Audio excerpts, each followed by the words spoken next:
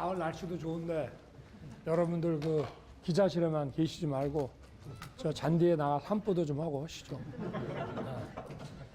오늘은 오후 2시부터 비상경제 민생회의를 언론에 공개해서 진행을 좀 해보고자 합니다. 그동안 우리가 고금리로 인해서 또 경제가 많이 위축되고 기업의 또 부실을 막기 위해서 여러 가지 시장 안정화 조치 이런 것들을 이제 해왔고 또 추석 물가를 잡기 위해서 노력을 해왔습니다. 물론 그러면서도 미래 우리 그 먹거리 그 산업에 대한 투자 계획도 게을리하지 않았습니다. 근데 오늘은 이런 고금리 상황에서 기업 활동 또 여러 가지 투자 경제 활동들이 많이 위축이 되기 때문에 각 부처가 그 경제 활동을 좀 활성화하고 수출을 촉진할 수 있는 여러 가지 그 추진 정책들을 좀 내놓고 함께 논의하고 점검하는 그런 회의를 하고자 합니다. 사실 그 한 2주 전에 한 번 했습니다. 비공개로 했는데 오늘은 좀 내용을 더 보강해가지고 그래서 어려운 이런 상황이지만 우리 경제활동 하시는 분들이 좀 그 미래에 대한 희망을 가지고 또 우리 이런 경제활동, 투자활동이 위축되지 않도록 정부가 여러 가지 그 지원과 촉진 그 방안들을 아마 장관들이 설명을 할 겁니다. 물론 이것이 과거에 우리 경제를 정부가 견인해가는 그런 방식은 아닙니다.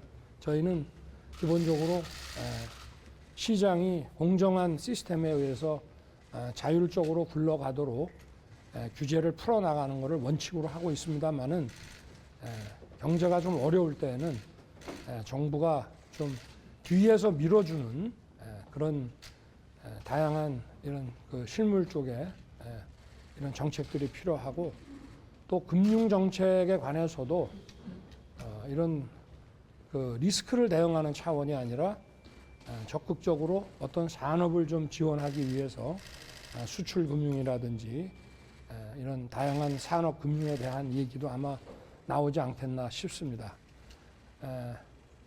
뭐 이거는 보시고 여러분들이 좀 미흡하다고 생각하실 수도 있습니다. 왜냐하면 무슨 리허설을 한다든지 이런 걸 하질 않았습니다.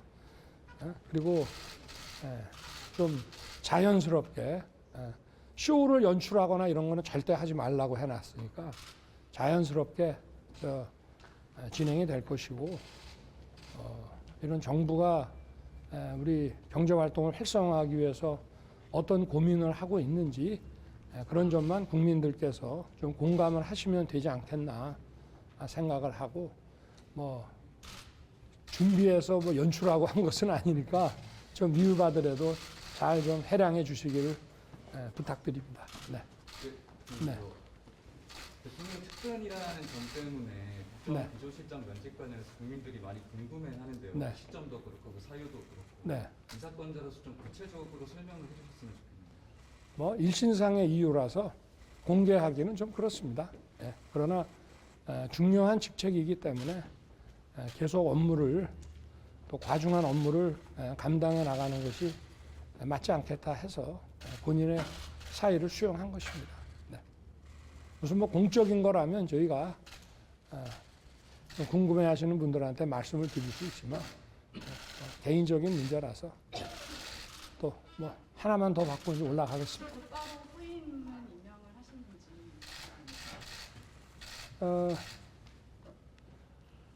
원래 이제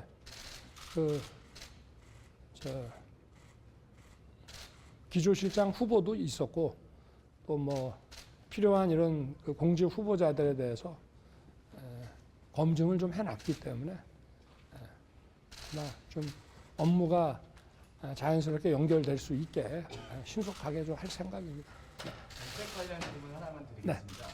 그 법무부에서 특법소년 하향 네. 관련해서 발표가 있긴 했는데 네. 예산 때 말씀하신 것과는 좀 내용이 조금 차이가 있는 것 같고 정권위에서는 이거에 대해서 반대 의견을 좀 내긴 한 것 같더라고요. 네. 생각이 좀 궁금합니다.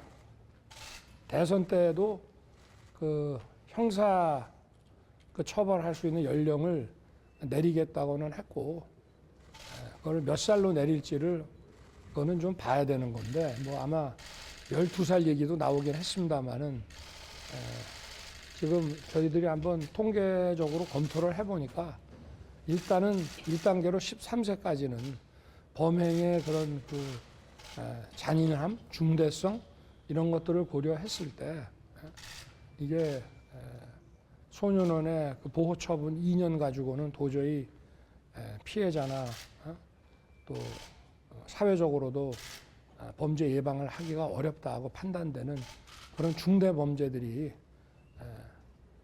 13세에서 14세 사이에 많이 벌어지고 있기 때문에 일단은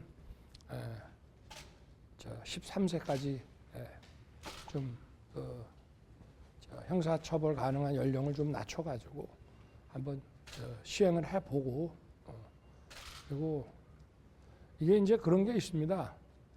부모 입장에서는 내 아이가 이렇게 강한 처벌을 받을 어떤 위험이 있지 않느냐라는 생각이 들 수도 있지만, 또 반면에 피해자라든가 주변에 피해자가 있거나 그런 범죄의 위험성에 대해서 좀 느끼고 계신 분들 입장에서는 약한 거 아니야 이런 생각을 할 수가 있습니다. 그래서 인권이라는 문제가 그 범행 그 당사자의 인권도 중요하지만 실제 피해를 당하거나 잠재적 피해 상태에 놓여 있는 그 많은 그런 사람들의 그 인권도 중요하기 때문에 좀 세계적인 이런 추세에 맞춰서 지금 한번 조치를 한번 해본 것입니다.